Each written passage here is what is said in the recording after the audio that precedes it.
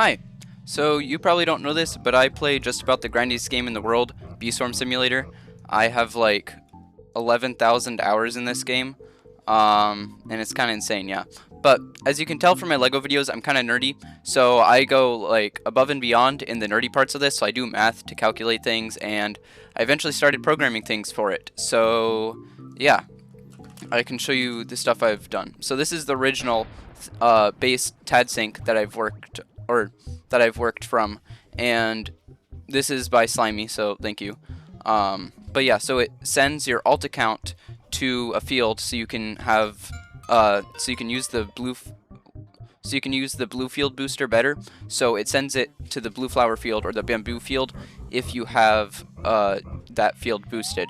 And so you can activate them, put the webhook here, and then the resolution thing really doesn't do much. And then it has a save button. And I found all that kind of annoying, so I made my own. So there's no save button, it's automatic, and no resolution because that didn't actually do anything.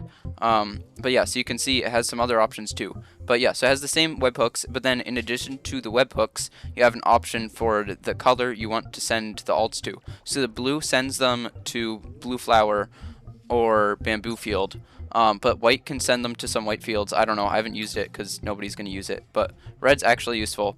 It sends your alt accounts to the strawberry field or the rose field or the pepper field, pepper patch, and the default is the strawberry field.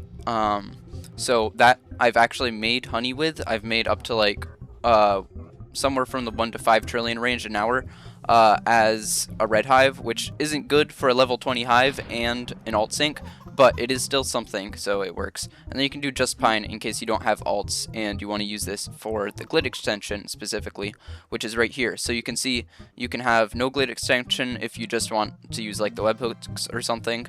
You can use extension, and that will boost the field that you want. So like if you have the blue flower field boosted from the blue thing, then it would boost the blue flower field when it has about 33 seconds left. And I have this slot set because this is in my third slot. But then if I had just pine, it would boost the pine tree forest while it's boosted, and it only has like 33 seconds left. There's a problem because it doesn't actually sense if you're in the field or not, so you want to make sure that you line up your timing for the gather, so don't make your gather 6 minutes, because then with a convert you could be converting when your timer for this runs out. So do something like 8 minutes, because that way you'll make sure that you're in the field while this runs out, because of how it does the counting. So like 8 to 10 minutes is fine.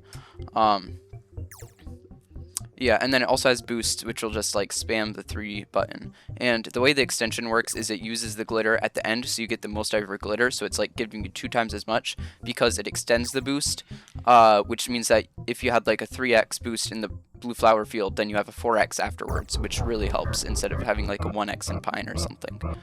So then you also have here, you have this boost tab, which is really useful for boosting. I found annoying having to use multiple apps for different things, so I just put it all in one. So you can see you have different options. It has the regular hotkeys, and then it has these extra ones. So the auto holder is really useful. It's good during RBC and boosts if that's something that helps you for like a blue or a white hive. So you can see I start it, and with the start button, it starts the app on the tab you're on. So like if I press start now, it would start an alt sync, but if I do this, then it would start the boosting thing. So you can see, and then how it works is you can gather like normal like this, but if you right click, then it holds down the left click button for you, so that way you don't have a crazy auto clicker going off in case you drag your mouse somewhere. All you have to do is like click once so it unclicks, and then you're good. So yeah, you can see it's really useful, and that means you can just like shift lock and use your other hand to do something else, like eat while you do the Robo Bear challenge or something like that. So it's just really useful, and it means you don't get tired of holding your fingers down so much. Another thing it has is this gummy ball warning portion, which is really useful. It's really only useful though if you have 2 monitors, or if you boost with a smaller monitor. Okay, so now I'm a GUI man, so you can see how this part works. Also, if you press the F7 button, it starts it, and you can see it changes color, so that way you know if it's running or not.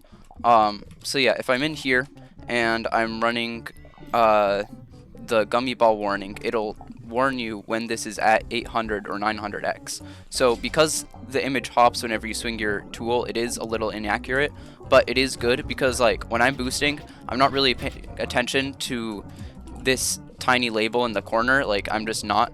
But what I will notice is this color flashing. So when I'm boosting, if it's in the 800 range, it'll flash teal, and then if it's in the 900 range, it'll flash pink. And like it doesn't flash both colors all the time, but it's good enough to make you realize, okay, I'm gonna have a gummy ball soon. So that's just really useful for me when I was boosting, so then I can have my other fingers on the arrow keys too, with the auto holder. So yeah, you can see it right there where it works, and then it's like, okay, yeah, I swung that gummy ball. So yeah, you can see that, and that's really useful. And then you also still have like these where you can start the thing, and then it'll like send your keys for you, so you can have like your star saw or jelly beans or whatever on those hotkeys. And for the last portion, I've got to take you to the Hive Hub.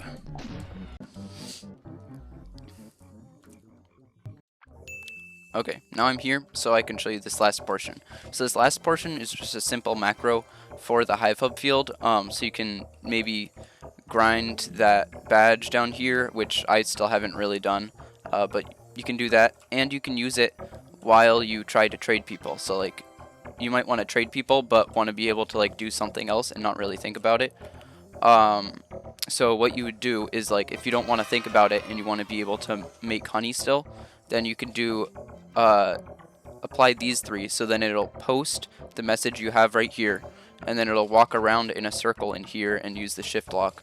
And then if it sees a trade, it'll undo the shift lock, and then it'll move the mouse to the accept trade label if you have this option on. So like, I'll start it so you can see what it does first.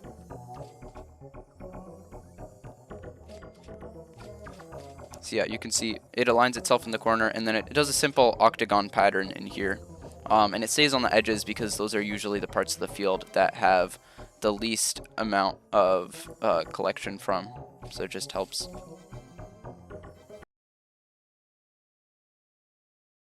But yeah, so you can see that, and then eventually it recenters in the corner. But yeah, so like every minute or so, it posts the trade message, so that way you can still sell your stickers and whatever while doing this, and like maybe doing homework or something.